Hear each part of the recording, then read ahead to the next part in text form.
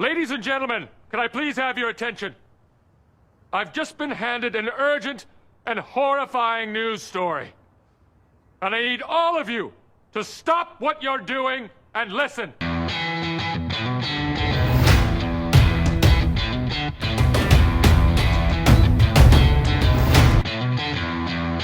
So in today's video, I'm going to be going through a movie that some would call one of the best comedies ever made.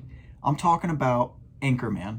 So do I personally think it's one of the best comedies ever made? No, it's not up there with my top 10. If I made a top 10 list, it wouldn't be in there.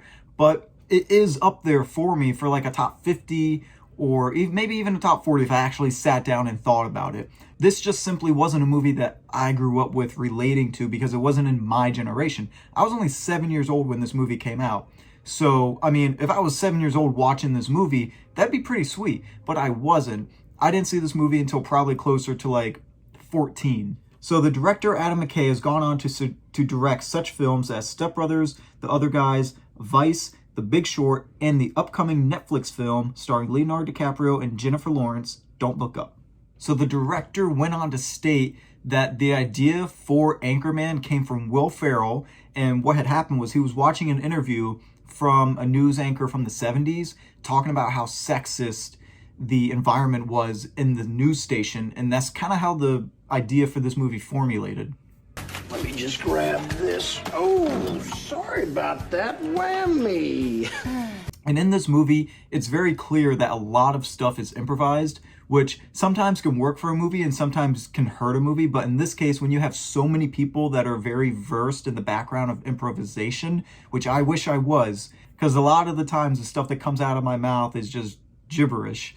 But anyway, so they would do a take multiple different times, sometimes up to 20 times, just testing out different reaction lines to see new stuff that comes into the person's head saying the line and to get different reactions just to see which would be the best overall reaction. I love Lamp. I love Lamp. The film had been pitched to DreamWorks almost 20 times before. Following the success of Old School and Elf, DreamWorks had little faith in the film, doubting Will Ferrell and Adam McKay could pull off an entire film based on just news anchors. So I was mentioning my top 10 films of all, or comedy films of all time, and I said that this probably wouldn't make it on there. One that would make it on there is Step Brothers. And if you've seen Step Brothers, then you know the person that opposites Will Ferrell is John C. Reilly. He makes a quick little cameo in Anchorman 2. I don't want to talk about that though. But in Anchorman 1, he was offered a part, but he wasn't able to do it because he was also filming The Aviator. He has since gone on to say that he regrets that decision. There's a couple things in this trivia, history, whatever you want to call it, that I did kind of maybe know. There's a lot of stuff I definitely had no idea. 60% of the time, it works every time. One thing that's on here is that Amy Poehler, she was completely cut out of the movie. I didn't even know she was supposed to be in the movie.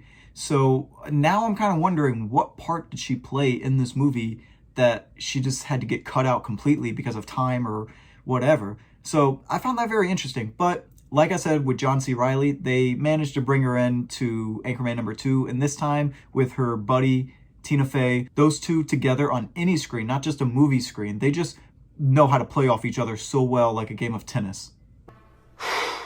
Boy, that escalated quickly. I mean, that really got out of hand fast. So our final bit, which I actually seriously found super interesting, was the first draft of the screenplay included suggested actors for various roles. The role of Champ was originally set for John C. Reilly. The role of Brick Tamlin was set for Chris Parnell. He's underrated, I believe. Brian Fantana was for Ben Stiller. Ed Harkin was for Ed Harris. Garth Holiday was for Dan Aykroyd. And Frank Vichard was for Alec Baldwin. I'm Ron Burgundy? Now, I know that this probably seems like a total random video, the history of Anchorman, but I found myself rewatching it the other night and just laughing my ass silly. And so I wanted to talk about it, but I didn't want to do a straight up review of it because everyone knows it's great. But anyway, hopefully you learned something about Anchorman. I certainly did. It's always a movie that can bring a smile onto my face. But until next time, Don't forget to hit that subscribe button down below. Hopefully you enjoy this video. What are some of your favorite lines from Anchorman? Throw them in the comment down below. And until then, people seem to like me because I'm polite and I'm rarely late. I like to eat ice cream, and I really enjoy a nice pair of slacks. Years later, a doctor will tell me that I have an IQ of 48. Snarare det är också på en